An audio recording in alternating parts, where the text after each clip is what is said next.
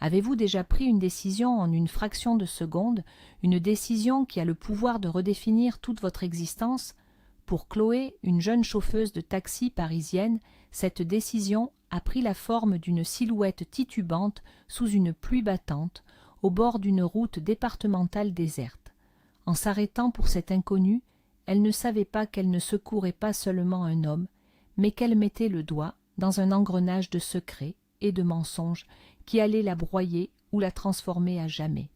Accrochez-vous, car cette histoire vous montrera comment un simple acte de compassion peut vous entraîner au cœur des ténèbres, mais aussi parfois vers une lumière inespérée.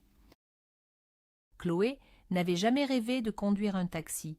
La vie, simplement, l'avait poussée derrière ce volant. Élevée en Normandie par un grand-père mécanicien qui lui avait appris à distinguer le chant d'un moteur sain du râle d'une panne imminente, elle avait la mécanique dans le sang. Venue à Paris pour l'amour, elle s'était retrouvée seule, enceinte et le cœur en miettes après que Lucas, un jeune manager aux dents longues, l'ait abandonnée pour une héritière plus conforme à ses ambitions. Plutôt que de retourner chez son grand-père la queue entre les jambes, Chloé avait puisé dans son indépendance farouche. Elle avait passé sa licence de taxi et s'était fait embaucher par une petite compagnie de Montreuil. Ce métier, c'était sa bouée de sauvetage. Chaque course était une nouvelle histoire, chaque visage un univers. C'était un rempart contre la solitude, un moyen de subvenir aux besoins de l'enfant qui grandissait en elle, un défi quotidien qui l'empêchait de sombrer dans le chagrin. La pluie s'abattait sur le pare-brise de la Peugeot avec une violence inouïe. Les essuie-glaces peinaient à dégager la vue, transformant la route de retour vers Paris en un tunnel sombre et hostile. Chloé serrait le volant, les jointures blanches. Une course annulée en grande banlieue, du carburant gaspillé et une soirée de perdu. Son patron, Monsieur Dubois, allait encore râler. Une boule d'angoisse se serra dans son ventre, juste au-dessus de celle, bien plus tangible, de son 5e mois de grossesse. C'est alors qu'elle l'a vue, une ombre qui a trébuché hors du bois de Vincennes, une forme humaine vacillante sous les phares. Un homme. Il était couvert de boue, ses vêtements en lambeaux, et il avançait comme un automate désarticulé. La prudence lui criait de continuer sa route, de ne pas s'arrêter, mais l'image de cet homme, si vulnérable, si seul face aux éléments, a fait écho à sa propre solitude. Elle a ralenti, le cœur battant, et a immobilisé la voiture sur le bas-côté, les feux de détresse clignotant dans la nuit pluvieuse. Une décision irrationnelle, dictée par une impulsion qu'elle ne s'expliquait pas. Elle a enfilé sa capuche et s'est précipitée dehors. Le vent glacial lui a cinglé le visage. « Monsieur, ça va? Vous avez besoin d'aide ?» a-t-elle crié pour couvrir le bruit du déluge. L'homme s'est tourné vers elle. Son visage était une carte de souffrance maculée de terre et de sang séché. Ses yeux, hagards, semblaient ne rien voir. Il a ouvert la bouche pour parler, mais seul un murmure rauque s'en est échappé. « Aidez, moi !» a-t-il articulé avant que ses jambes ne se dérobent. Chloé a juste eu le temps de le rattraper avant qu'il ne s'effondre complètement sur l'asphalte détrempé. Il était lourd, presque inerte. Une odeur de terre humide et de peur émanait de lui, mais pas d'alcool. Ce n'était pas un ivrogne, c'était un homme en détresse. Luttant contre son poids, elle a réussi à le traîner jusqu'à la portière arrière, l'a fait basculer, tant bien que mal, sur la banquette.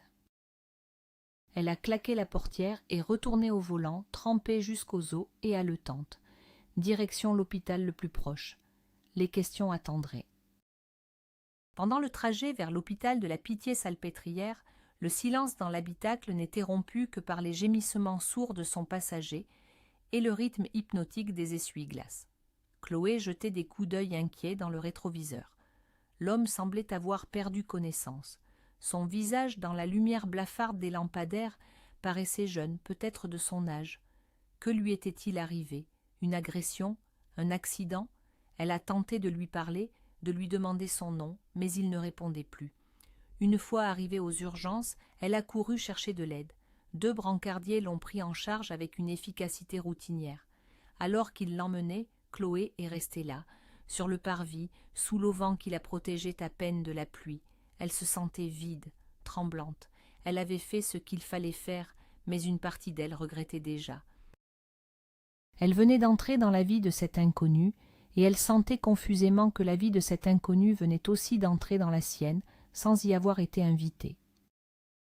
Le lendemain matin, comme prévu, M. Dubois l'attendait de pied ferme au dépôt de Montreuil.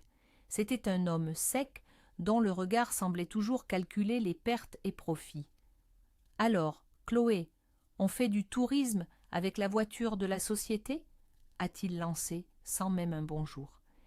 Il a pointé l'écran de son ordinateur qui affichait le tracé GPS de la veille. Course annulée à Champigny, et ensuite un petit détour par la Pitié-Salpêtrière. Vous m'expliquez? Vous aviez un client secret? La voix de Chloé était lasse. J'ai trouvé un homme blessé sur la route, monsieur Dubois. Il était inconscient, je ne pouvais pas le laisser là. Le patron a eu un ricanement méprisant.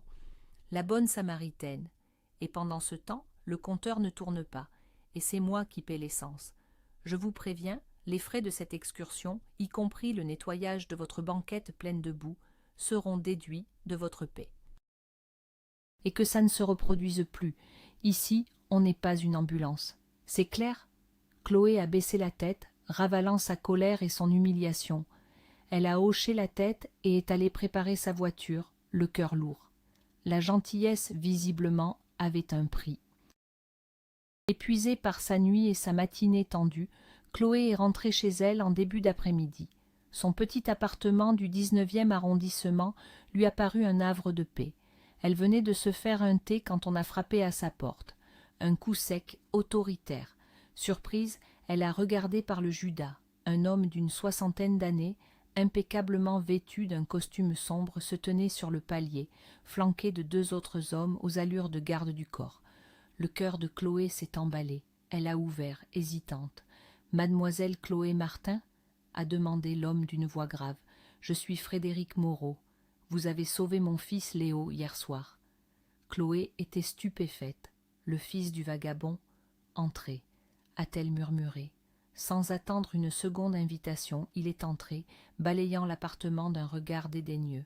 « Je suis venu vous remercier et vous dédommager. » Il a posé une enveloppe épaisse sur la petite table du salon. « Votre patron m'a informé de votre zèle.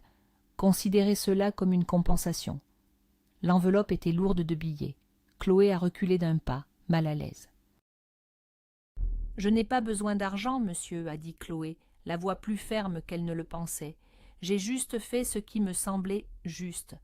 Comment va votre fils? » Une ombre a passé dans le regard de Frédéric Moreau, un éclair froid, calculateur qui a glacé Chloé. Il est stable. Mais les médecins sont réservés, a-t-il répondu d'un ton monocorde sans la moindre trace d'émotion paternelle. Puis il l'a fixé. Dites-moi, pendant le trajet, vous a-t-il parlé? A-t-il dit quoi que ce soit? Son nom? D'où il venait? La question était trop directe, trop insistante. Elle a senti un piège. Non, rien du tout. Il était à peine conscient, il a juste marmonné son prénom. Léo, c'est tout. L'homme a semblé visiblement soulagé, un soulagement si intense qu'il en était suspect. Bien, très bien, c'est une excellente nouvelle, a-t-il dit avec un mince sourire qui n'atteignait pas ses yeux. Il s'est levé. Encore merci, mademoiselle, et prenez cet argent, j'insiste, au revoir. Il est parti aussi vite qu'il était arrivé, laissant Chloé seule avec l'enveloppe et un profond sentiment de malaise. Le lendemain, profitant d'une journée de repos, Chloé n'a pas pu s'empêcher de retourner à l'hôpital. Quelque chose clochait, la froideur de ce père, son insistance, l'argent, tout cela ne collait pas. Elle voulait juste voir Léo, s'assurer qu'il allait bien. Elle a acheté un magazine et quelques fruits, se sentant un peu ridicule. À l'accueil du service de traumatologie, une infirmière lui a barré le passage. « Je cherche Léo Moreau, s'il vous plaît. » L'infirmière a consulté son écran. La famille a demandé qu'il ne reçoive aucune visite, ordre strict du médecin-chef. Chloé a insisté. « Mais je suis la personne qui l'a amené hier. Je voudrais juste savoir s'il va mieux. » Le médecin-chef en personne, un homme à l'air sévère, est sorti de son bureau. « Mademoiselle, le patient est dans un état critique. Il a été placé en coma artificiel. il n'y a rien à voir. Seule la famille proche est autorisée. Maintenant, si vous voulez bien nous excuser. » Il lui a tourné le dos, la laissant plantée au milieu du couloir, avec un sentiment d'impuissance et une suspicion qui virait maintenant à la certitude. On lui cachait quelque chose. Pourquoi mettre en coma artificiel un homme qui, la veille, pouvait encore marcher et parler, même faiblement? Alors qu'elle se dirigeait vers la sortie, dépitée, une jeune infirmière l'a rattrapée discrètement.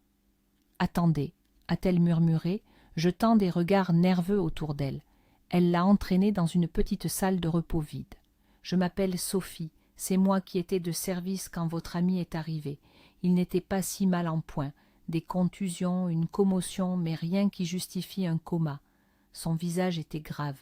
C'est son père, enfin, l'homme qui se dit son père, qui a insisté. Il a eu un long entretien avec le médecin-chef.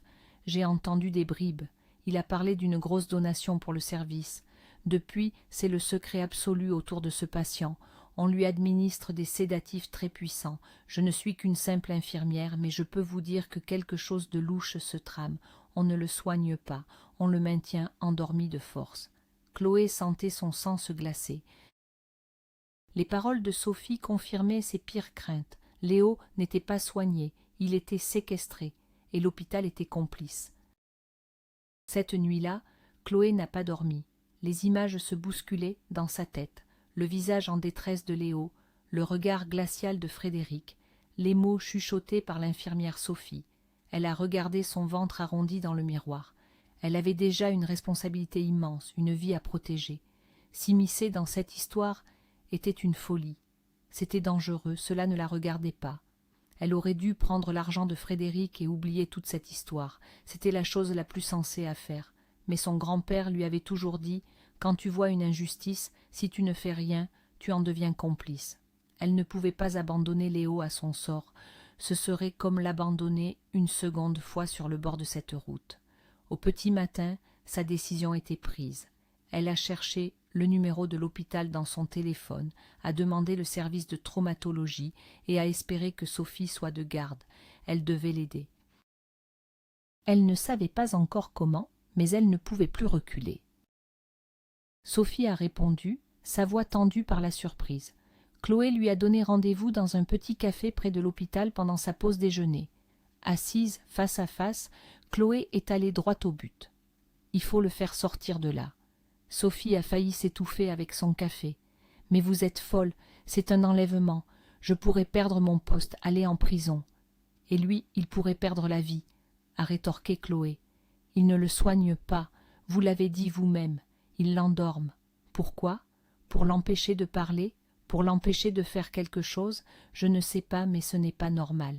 Aidez-moi, Sophie. Je suis seule, mais à deux, on peut peut-être y arriver. » Elle a vu l'hésitation dans les yeux de la jeune femme, le conflit entre la peur et sa conscience professionnelle. Finalement, après un long silence, Sophie a soupiré. « D'accord, mais il nous faut un plan parfait.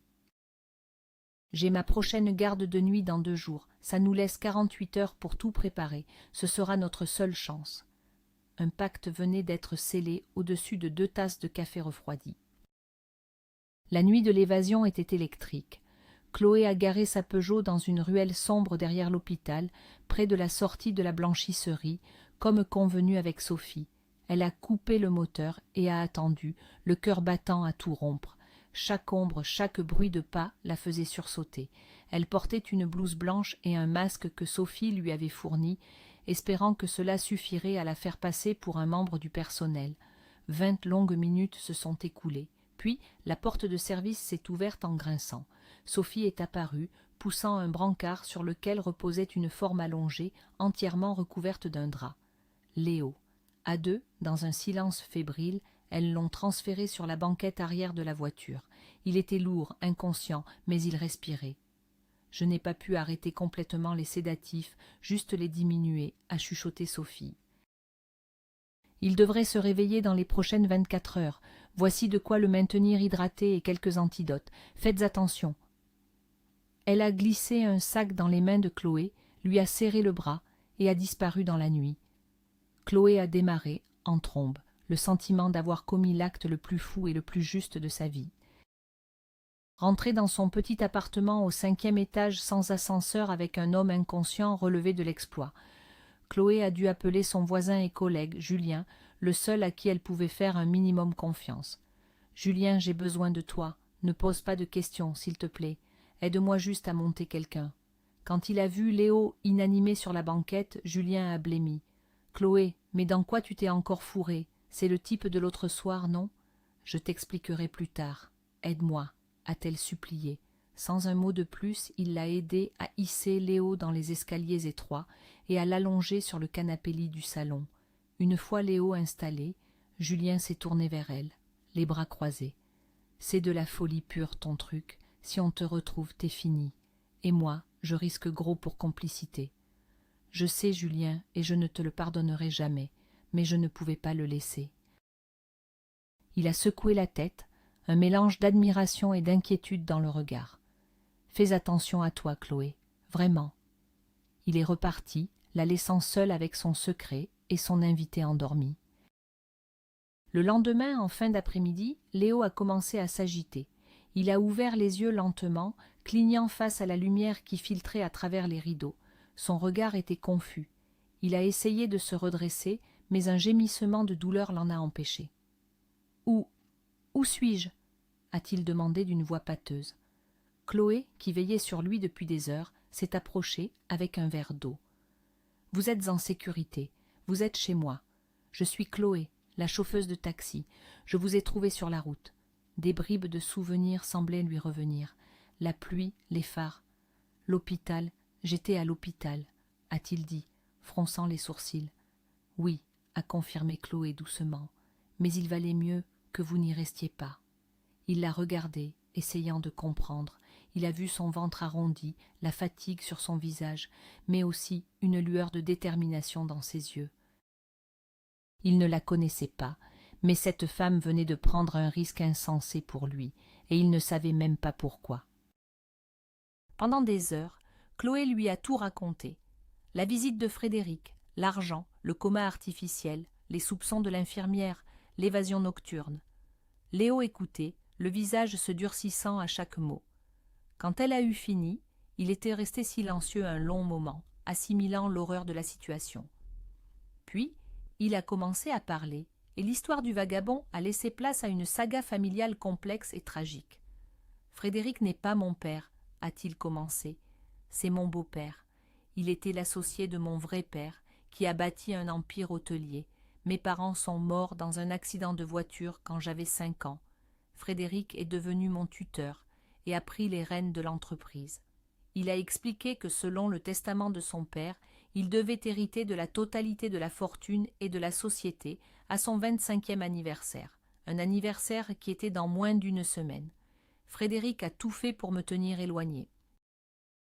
Il m'a envoyé en pensionnat en Suisse, puis à l'université à l'étranger. Je viens juste de rentrer en France. Quand je lui ai annoncé mon intention de prendre la place qui me revenait, il a dû paniquer. L'histoire de Léo a révélé le mobile, l'héritage. Frédéric ne voulait pas lâcher le pouvoir et l'argent. Il y a 2 semaines, a continué Léo, j'ai été enlevé. 2 hommes m'ont forcé à monter dans une camionnette. Ils m'ont séquestré dans une cabane en forêt, me forçant à signer des documents pour renoncer à mon héritage. J'ai refusé. L'autre soir, j'ai réussi à m'échapper en profitant d'un moment d'inattention. J'ai couru pendant des heures avant de m'effondrer sur la route, là où vous m'avez trouvé. La vérité était encore plus sombre que ce que Chloé avait imaginé. Frédéric est derrière tout ça, a-t-elle murmuré, horrifiée. Il a engagé des hommes pour vous kidnapper, et quand ça a échoué, il a essayé de vous faire taire à l'hôpital. Léo a hoché la tête, le regard plein d'une fureur froide. Il ne s'arrêtera pas, il faut que j'aille à la police, que je raconte tout. Voulez-vous être mon témoin? Raconter l'épisode de l'hôpital, la tentative de corruption de mon beau-père? Chloé n'a pas hésité une seconde. Bien sûr, on ira ensemble. Le lendemain, ils se sont rendus au commissariat central, au quai des Orfèvres. L'histoire de Léo, corroborée par le témoignage précis de Chloé, a immédiatement été prise au sérieux. Un jeune inspecteur de la brigade criminelle, du nom de Fournier, a été chargé de l'affaire. L'enquête a démarré sur les chapeaux de roue. Les relevés téléphoniques de Frédéric Moreau ont été réquisitionnés, ses comptes bancaires épluchés. L'inspecteur Fournier a interrogé le personnel de l'hôpital, et même si le médecin-chef, pris de panique, a d'abord nié en bloc, la pression policière et le témoignage de Sophie qui avait décidé de tout avouer l'ont fait craquer. Il a admis avoir reçu une somme considérable de la part de Moreau pour garder le patient au calme. L'étau se resserrait. Chloé, de son côté, était placée sous protection discrète. Elle vivait dans un état de tension permanent, consciente que Frédéric Moreau était un homme puissant et dangereux, capable de tout pour ne pas être démasqué. Pendant ces jours d'attente et de tension, Chloé se surprenait à repenser à Lucas. Elle se souvenait du jour où elle lui avait annoncé sa grossesse, l'étincelle de joie dans ses propres yeux et le masque de panique qui avait glacé le visage de son compagnon. Elle revoyait la scène humiliante de la rupture, devant le bureau de Lucas à la Défense, où il l'avait supplié de se débarrasser du problème. Sa nouvelle fiancée, Camille, une fille de bonne famille, l'avait toisée avec un mépris glacial. « Écoute, ma pauvre fille, Lucas a un avenir. Tu ne fais pas partie du tableau. Dégage. » Cette douleur, cette humiliation, elle l'avait enfouie au plus profond d'elle-même. Mais, en se battant pour Léo, un étranger, elle avait l'impression de se battre aussi pour elle-même, pour la femme qu'elle était devenue, forte, indépendante, et qui ne laisserait plus jamais personne la piétiner. Cette épreuve la révélait à elle-même, bien plus que toutes ces années passées. L'inspecteur Fournier a organisé une confrontation. Dans une salle grise du commissariat, Léo et Frédéric se sont retrouvés face à face pour la première fois depuis l'enlèvement. Frédéric Moreau affichait une arrogance sans faille. « Léo, mon garçon, je ne comprends pas. Ces accusations sont délirantes. Tu as dû faire une mauvaise chute, te cogner la tête. » Léo le fixait, sans ciller. « Arrête ta comédie, Frédéric. J'ai tout raconté. L'enlèvement, la cabane, les menaces et l'hôpital. Pourquoi as-tu payé les médecins pour me maintenir dans le coma ?» Un léger tic a agité la paupière de Frédéric, la seule fissure dans son masque de contrôle. « Je m'inquiétais pour toi, c'est tout. Tu étais agité, confus. Je voulais seulement te protéger. »« Me protéger ou protéger ton train de vie ?» a sifflé Léo. « Tu as tué mes parents, n'est-ce pas? L'accident de voiture, c'était toi. » Le visage de Frédéric s'est décomposé. Il a tenté de rire, mais le son était faux, étranglé. La confrontation n'a rien donné de plus, mais pour Léo, le doute n'était plus permis. Son beau-père était un monstre. L'enquête a progressé à grands pas. La police a retrouvé la cabane en forêt grâce aux indications de Léo. Les analyses ont révélé ses empreintes et des traces de son ADN. Plus accablant encore, les enquêteurs ont retrouvé les deux hommes de main. L'un d'eux, face à la promesse d'une peine réduite, a craqué et a tout avoué, confirmant avoir été payé par un intermédiaire agissant pour le compte de Frédéric Moreau. Les enquêteurs ont également rouvert le dossier de l'accident des parents de Léo, 20 ans plus tôt. De nouvelles expertises ont mis en lumière des incohérences troublantes, suggérant un sabotage des freins du véhicule. La chute de Frédéric Moreau était inéluctable. Un matin, à l'aube, la police a investi son luxueux hôtel particulier du 16e arrondissement. Il a été arrêté pour tentative de meurtre, enlèvement, séquestration, et une nouvelle enquête a été ouverte pour le double homicide de ses anciens associés. L'empire de mensonges qu'il avait bâti s'effondrait de manière spectaculaire. Avec l'arrestation de Frédéric, Léo a été propulsé à la tête de l'empire hôtelier familial. Du jour au lendemain, il est passé de fugitif à PDG. Le choc était brutal. Il passait ses journées en réunion avec des avocats, des directeurs financiers, des conseils d'administration, tentant de démêler les filles d'une entreprise qu'il connaissait à peine. Le soir, il rentrait épuisé, non pas dans un palace, mais dans le petit appartement de Chloé. Cet endroit était devenu son refuge, le seul lieu où il pouvait baisser la garde. Chloé, avec son calme et son pragmatisme, était son ancre. Elle l'écoutait, lui préparait des repas simples, et ne lui demandait rien. Leur relation, née dans le drame, se transformait peu à peu en une complicité profonde. Il admirait sa force, sa droiture. Elle était la seule personne authentique dans son nouveau monde fait de faux semblants et d'intérêts. Léo a insisté pour que Chloé quitte son appartement. Ce n'est pas sûr, et c'est trop petit pour toi et le bébé. Il lui a loué un grand appartement lumineux avec vue sur le parc des Buttes-Chaumont, non loin de chez elle. Il a également exigé qu'elle arrête de travailler. « Chloé, tu as risqué ta vie et celle de ton bébé pour moi. Laisse-moi prendre soin de toi maintenant. Tu n'as plus à te battre. » Au début, elle a refusé. Son taxi, c'était son indépendance. Mais la fatigue de la grossesse se faisait de plus en plus sentir, et la perspective de devoir affronter M. Dubois chaque jour était devenue insupportable. Elle a finalement accepté, non sans une pointe de nostalgie pour sa liberté, sur les routes de Paris. Léo veillait à ce qu'elle ne manque de rien. Il l'accompagnait à ses rendez-vous médicaux, s'intéressait à chaque étape de la grossesse et passait des heures à monter les meubles de la chambre du bébé. Il se comportait non pas comme un homme redevable, mais comme un partenaire, un futur père. Une nuit de juillet, les premières contractions ont réveillé Chloé. Paniquée, son premier réflexe a été d'appeler Léo, qui dormait dans la chambre d'amis. Il a été plus efficace et calme qu'elle ne l'aurait cru. Il l'a aidée à s'habiller, à attraper le sac de maternité préparé depuis des semaines et l'a conduite à la clinique. Pendant les longues heures de travail, il est resté à ses côtés, lui tenant la main, l'encourageant, essuyant son front. Il n'était pas le père biologique de cet enfant, mais il agissait comme si c'était le sien. Lorsque le bébé est enfin né, un petit garçon en parfaite santé, Léo a été le premier à le prendre dans ses bras, les larmes aux yeux. Chloé, épuisée mais submergée par le bonheur, a regardé cette scène. Cet homme, qu'elle avait recueilli brisé sur le bord d'une route, tenait son fils. Et à cet instant, elle a su qu'une nouvelle famille venait de naître, une famille que le destin avait réunie de la plus étrange des manières. Quelques jours plus tard, le jour de la sortie de la maternité, Léo est entré dans la chambre avec un bouquet de pivoines, les fleurs préférées de Chloé. Elle était en train de vêtir le bébé, qu'elle avait décidé d'appeler Louis. Léo a posé les fleurs et s'est approché, visiblement nerveux. « Chloé !» a-t-il commencé, la voix un peu tremblante. « Ces derniers mois ont été les plus fous de ma vie. Tu m'as sauvé la vie, littéralement. Mais tu as fait plus que ça. Tu m'as montré ce que c'est que la bonté, le courage. Tu m'as redonné un foyer. » Il a sorti un petit écrin de sa poche et l'a ouvert. À l'intérieur, une bague simple et élégante scintillait. « Je sais que tout est compliqué. Je sais que je ne suis pas son père. Mais j'aimerais l'être. J'aimerais être ton mari.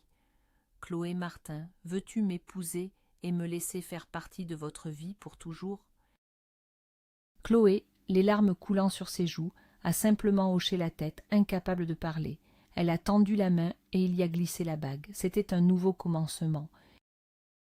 Ils se sont mariés discrètement à la mairie du 19e arrondissement avec Julien et Sophie, devenus une amie proche, comme unique témoin. Léo a immédiatement entamé une procédure d'adoption pour donner son nom à Louis. La vie s'est installée, trouvant un rythme nouveau. Chloé a découvert le monde de Léo, un univers de dîners d'affaires et de responsabilités écrasantes, tandis que Léo trouvait la paix dans la simplicité de leur vie de famille. Leurs débuts n'ont pas toujours été faciles. Ils venaient de deux mondes opposés et devaient apprendre à se connaître, à se faire confiance au-delà du drame qui les avait unis. Mais le petit Louis était leur ciment. Chaque fois qu'une dispute éclatait, un regard vers le berceau suffisait à apaiser les tensions. Ils n'étaient pas un couple ordinaire, mais ils construisaient leur amour jour après jour sur les fondations solides de l'épreuve qu'ils avaient traversée ensemble. 3 ans ont passé. Louis était un petit garçon vif et rieur qui adorait son papa. Léo s'était révélé être un père exceptionnel, patient et aimant. Chloé avait trouvé son équilibre. Elle ne conduisait plus de taxi, mais Léo, connaissant sa passion pour la conduite, lui avait offert une belle voiture pour son anniversaire, une voiture qu'elle aimait conduire sans but, juste pour le plaisir de voir défiler le paysage. Leur vie était devenue paisible, presque normale. Un après-midi de février, alors qu'ils préparaient leurs premières vacances au ski en famille, ils se sont rendus dans une agence de voyage du quartier de l'Opéra. une jeune femme les a accueillis et les a dirigés vers un bureau. « Monsieur Valois va s'occuper de vous. » Un homme s'est levé pour les saluer. Chloé a senti le sol se dérober sous ses pieds. C'était Lucas, son ex, le père biologique de Louis. Lucas est resté figé, le sourire commercial crispé sur son visage. Il a regardé Chloé, puis Léo, élégant et sûr de lui, et enfin le petit garçon qui se cachait timidement derrière les jambes de sa mère. La ressemblance était indéniable. Le choc sur son visage était total. Il a balbutié. « Chloé, c'est toi ?» Chloé a retrouvé son sang-froid. Elle a souri poliment, comme à un étranger. « Bonjour, nous voudrions des renseignements pour un séjour à Mégève, s'il vous plaît, pour mon mari, mon fils et moi. » Le mot « mari » a eu l'effet d'une gifle. Lucas a blêmi. Il n'arrivait pas à détacher ses yeux de Louis. Il a ouvert la bouche, puis l'a refermée, ne sachant que dire. Léo, sentant la tension, a resserré son étreinte sur l'épaule de Chloé et a dit d'une voix calme mais ferme. « Finalement, je crois que nous allons aller voir ailleurs. Bonne journée, monsieur. » Il les a guidés vers la sortie, laissant Lucas seul, debout au milieu de l'agence, anéanti par la vision de la vie qu'il avait jetée des années plus tôt. Une fois dehors, sur le boulevard animé, Chloé a pris une grande inspiration. Elle n'a ressenti ni colère, ni tristesse, juste une sorte de soulagement, de libération. La boucle était bouclée.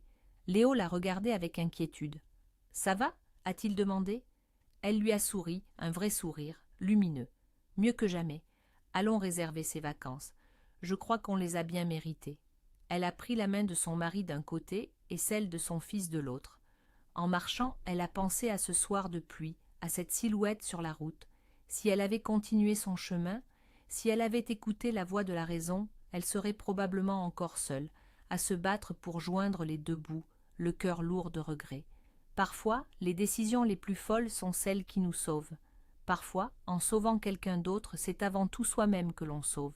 Elle était heureuse, profondément et entièrement heureuse. Quelques mois après leurs vacances à Manille à la montagne, Chloé a appris une nouvelle qui la remplit de joie. Elle était de nouveau enceinte. Cette fois, il n'y avait ni peur ni incertitude.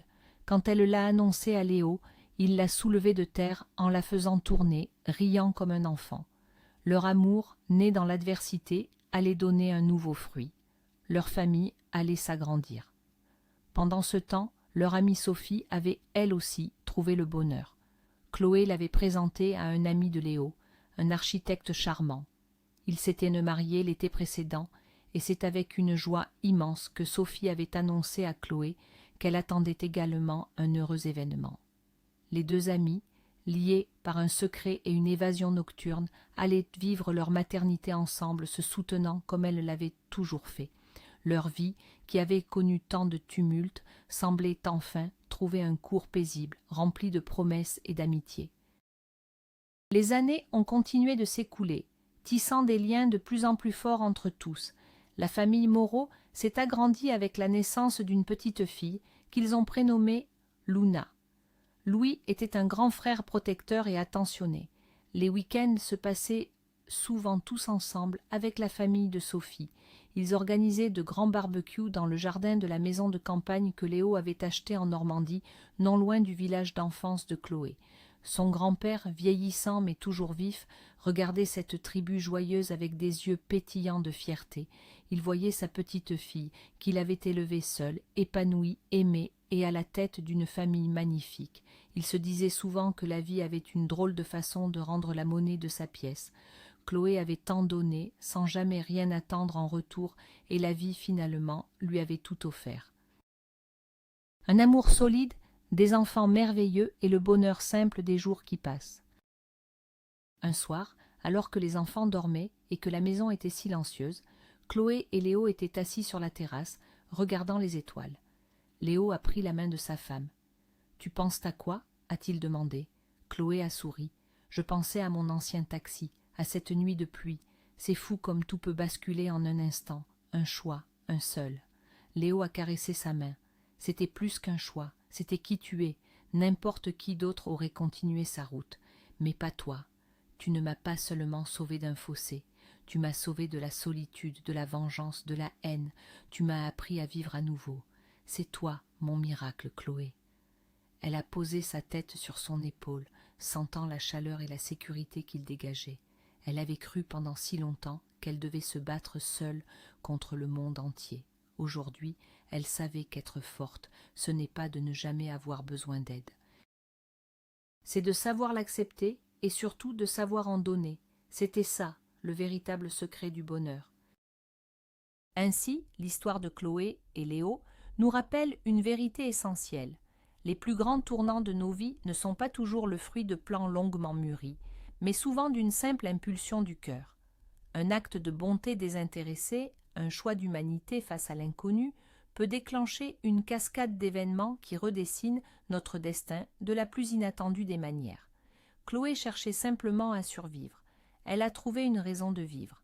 Léo avait tout perdu. Il a tout regagné en rencontrant la seule personne qui ne voulait rien de lui. Leur histoire est une ode à l'espoir, la preuve que même dans la nuit la plus sombre, une main tendue peut nous ramener vers la lumière. Merci infiniment de nous avoir écoutés jusqu'au bout. Si cette histoire vous a touché, n'oubliez pas de laisser un pouce bleu, de vous abonner et de partager votre avis en commentaire. Et vous, croyez-vous qu'un seul acte de gentillesse peut véritablement changer une vie ?